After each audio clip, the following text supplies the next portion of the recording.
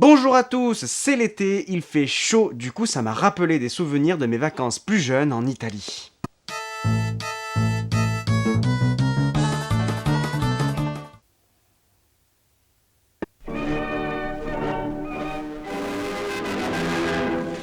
Et je me souviens très bien que même si j'avais la dernière Nintendo DS, j'avais les yeux rivés sur la GBA de mon cousin. Du coup, fréquemment, on s'échangeait nos consoles afin que je puisse tester Pokémon Ruby, Super Mario Bros 3, mais aussi Mario vs Donkey Kong.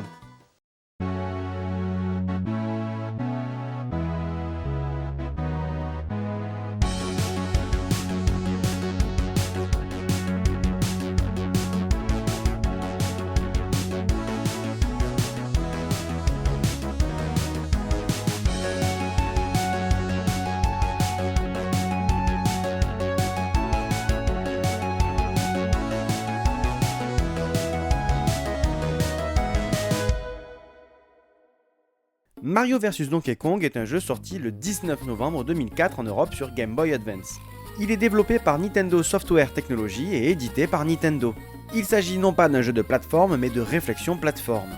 Ce qui est totalement différent. Ça n'a, mais alors, rien à voir. Et ce jeu se veut être la suite spirituelle de Donkey Kong, le jeu d'arcade de 1983. Il est possible que certains d'entre vous n'aient pas entendu parler de ce titre, car peu de mois après, en mars 2005, sortait la Nintendo DS, ce qui n'a pas aidé à sa popularité. Ça et le style de jeu assez différent d'un Mario classique. Déjà, première différence notable, et ce avant même de lancer le jeu, ici l'antagoniste n'est pas Bowser, mais bien Donkey Kong. Aïe aïe aïe, tu dérailles. Donkey Kong qu'on retrouve en train de chiller devant sa télé, matant des émissions et des pubs pour des bananes, et qui tombe sur la pub des Mini Mario, des jouets à l'effigie du célèbre plombier. Et la pub marche, Donkey Kong veut se jouer. Mais pas de chance, ils sont en rupture de stock. Ils dévalisent alors l'usine de production avant que Mario ne le poursuive. Eh ben, quelle belle métaphore. C'est-à-dire ? T'as vu ce truc?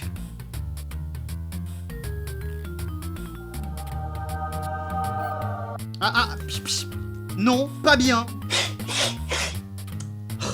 Je vois ce que tu veux dire. Bon bref, mine de rien, pour un jeu Mario, le scénario est étonnamment élaboré. Mais ici, ce qui va nous intéresser évidemment, c'est le gameplay. Prenons ici l'exemple du monde 1, qui est composé de 8 niveaux, avec 6 niveaux en 2 phases et les 2 derniers spéciaux.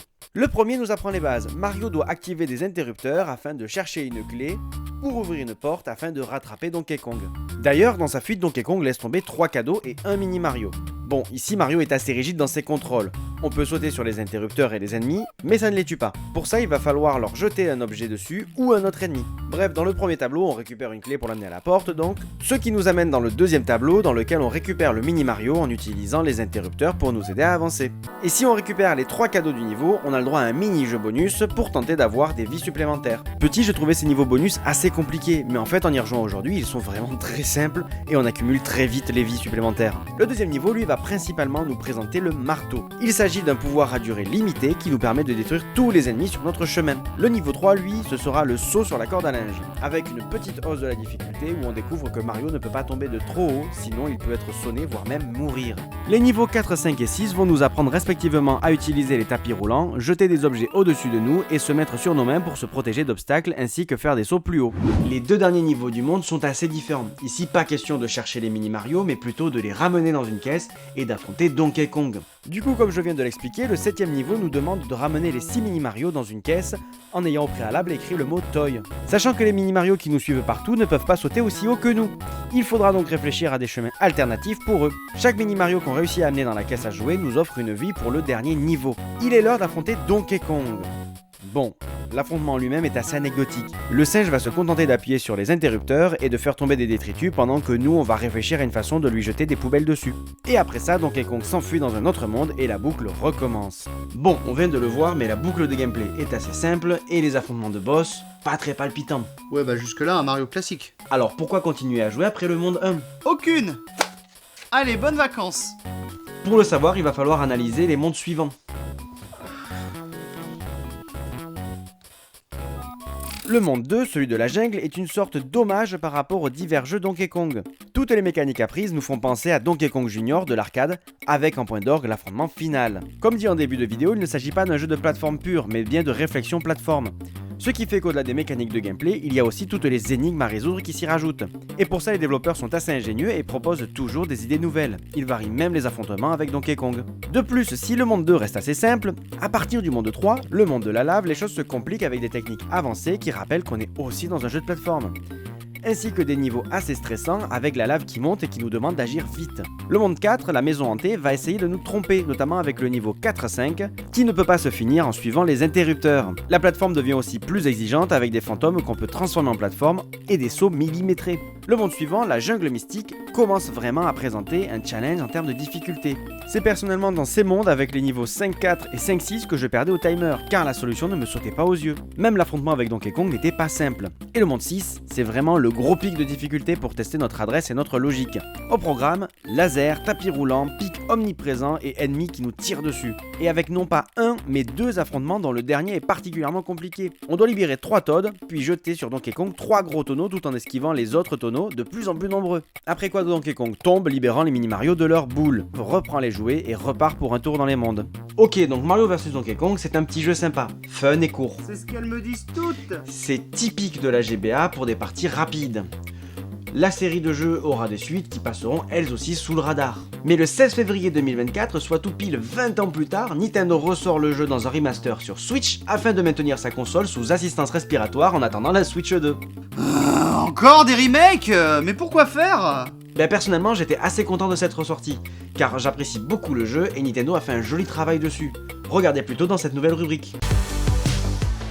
Bon, évidemment, le jeu est plus beau. En même temps, heureusement, en 20 ans et 3 générations de consoles. Au niveau des contrôles, je trouve Mario nettement moins rigide, même si on n'est pas non plus sur la maniabilité d'un Super Mario Bros. On note également que toutes les musiques ont été intégralement refaites. Il est même des fois assez impressionnant de voir la différence d'ambiance entre le titre GBA et le titre Switch. Cela dit, la grosse nouveauté du titre, c'est son mode 2 joueurs. En effet, on va pouvoir parcourir le jeu avec un ami qui jouera un Toad et qui modifiera un peu les énigmes. Ouais, bon, globalement le même jeu, mais avec un filtre Insta. On rajoute un gameplay du petit frère et bim, 50 balles. Non, attends, donne au moins une chance au monde plus.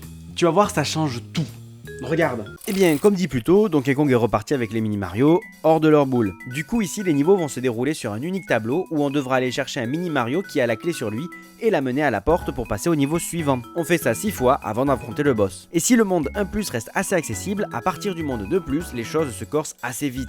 Car outre la difficulté qui continue d'augmenter, le vrai problème vient des mini Mario. Et oui, car eux, ils n'ont aucun moyen de défense. Et ils ne peuvent pas forcément suivre Mario partout. Et inversement. De plus, ils ont une certaine latence avant d'effectuer une action, notamment les sauts. Ce qui nous force à penser à 2 itinéraires à la fois, un pour Mario et un pour le mini Mario. Et on va vraiment se rendre compte de ce problème à partir du monde de lave, le monde 3+. On peut citer par exemple le niveau 2, où on va avoir 2 oiseaux de feu qui vont nous harceler. Et autant nous on peut les esquiver facilement, mais le mini Mario lui, il ne peut pas sauter pour l'esquiver. Mais aussi le niveau 3, avec des sauts millimétrés sous peine de brûler le jouet. Évidemment, on a de nouvelles mécaniques à chaque monde. Le monde suivant, on découvre notamment des fleurs ventilateurs pour se déplacer, avec des fois des moments, là aussi, très millimétrés. Ah oui, ça change tout. Tu crois que c'est la nostalgie qui parle? Ou le côté pigeon Nintendo? Je sais pas. Et pourtant, je peux pas m'empêcher de me dire que ça reste un jeu sympa. Pour des petites parties, pour les pauses au boulot ou pendant un temps de chargement de la PS2. Parce que déjà, chaque niveau classique va introduire ou approfondir diverses mécaniques de gameplay. Ce qui fait qu'on va jamais vraiment refaire la même chose.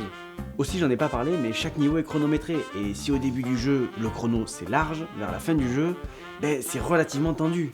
Ouais, enfin quand le plus gros boss du jeu c'est le chrono, est-ce qu'on peut encore parler de difficulté? Disons que des fois on manque de temps parce qu'on a trop réfléchi à comment résoudre un casse-tête. Le scoring également.